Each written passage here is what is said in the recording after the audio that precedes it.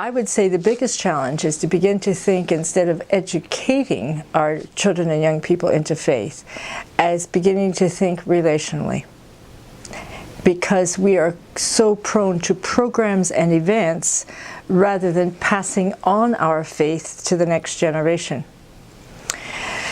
Now, I'd like to use, if you don't mind, Psalm 78, an interesting psalm, smack dab in the middle of the Christian scriptures. And it talks about loving God with all of our hearts, passing on to the next generation about the praiseworthy deeds of the Lord and of what we have learned, so that the next generation and the children yet to be born would know. I think that's a big challenge, because at the moment I think we've missed 2, possibly we're in danger now of missing 3, and I'm not sure we're going to have anybody to pass on that's the Christian faith. So to me that's a challenge, but I only think we have a window, a short window of opportunity, if we liken this to the Olympics, if we may. If that's a baton we pass on our faith, then we have a short period of time in that child's life. 0 to 12 is probably maximum to do that.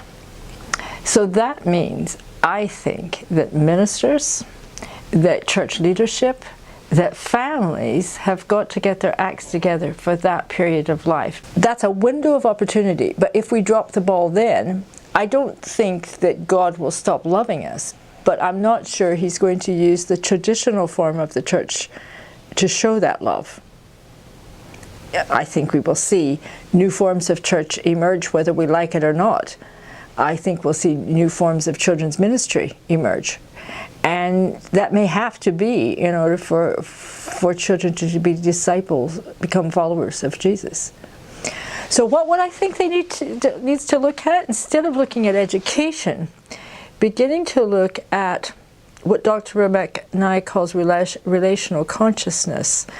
And I would probably just like to think of it as a relational way of being, because I'm not sure everybody's even aware. An infant is not necessarily aware.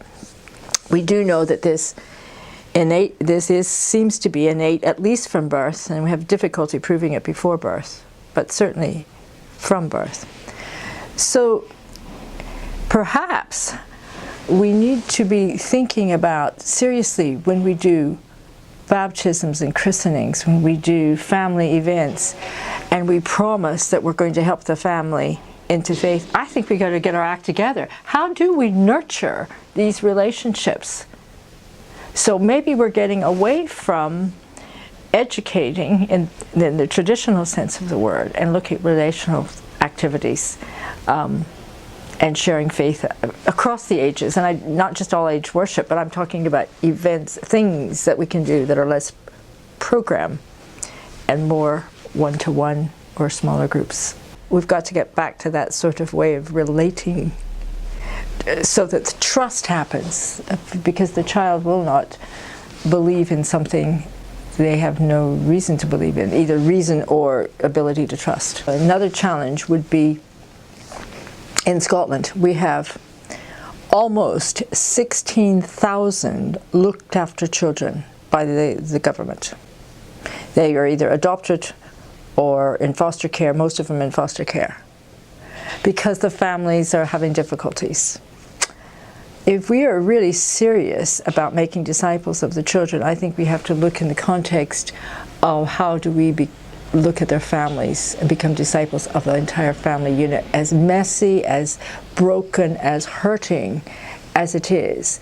Certainly when the gathered church is there of a Sunday or any other time, that should be a safe place for them to feel that they can be, so that they can experience the love of God, rather than just a curriculum to go through to get a prize at the end.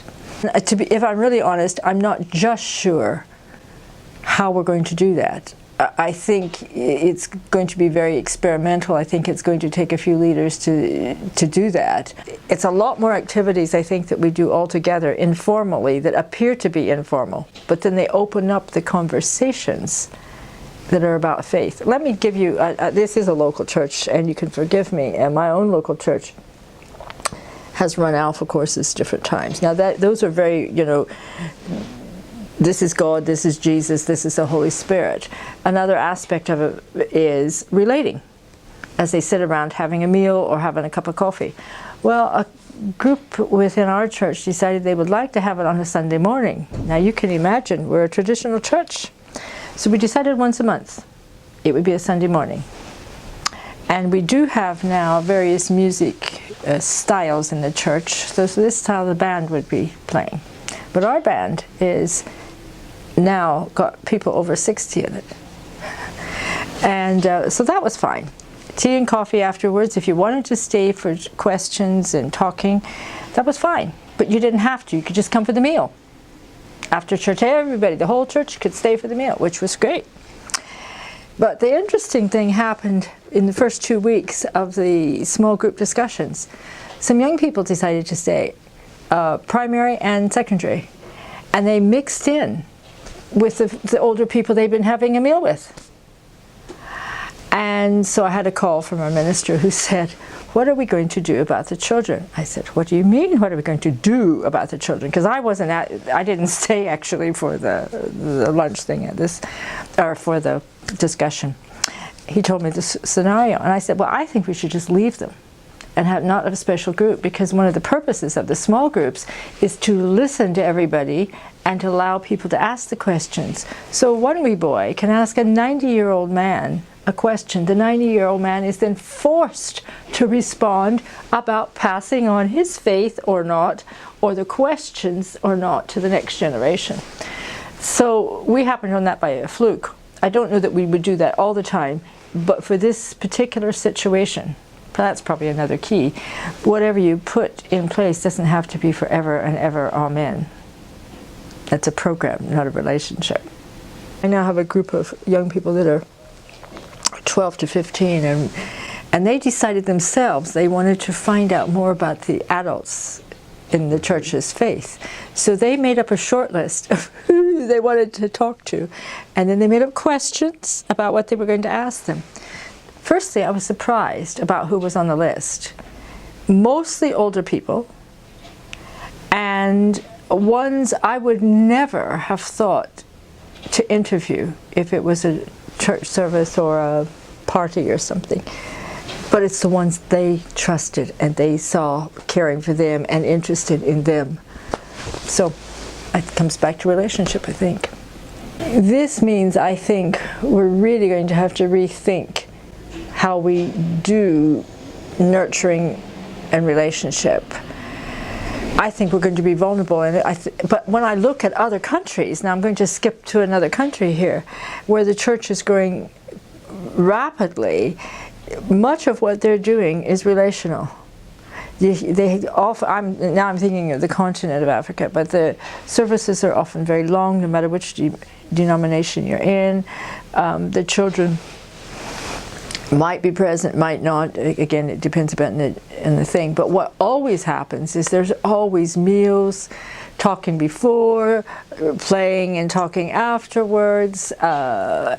It's not based on the youth worker doing all the work or the children's worker doing all the work.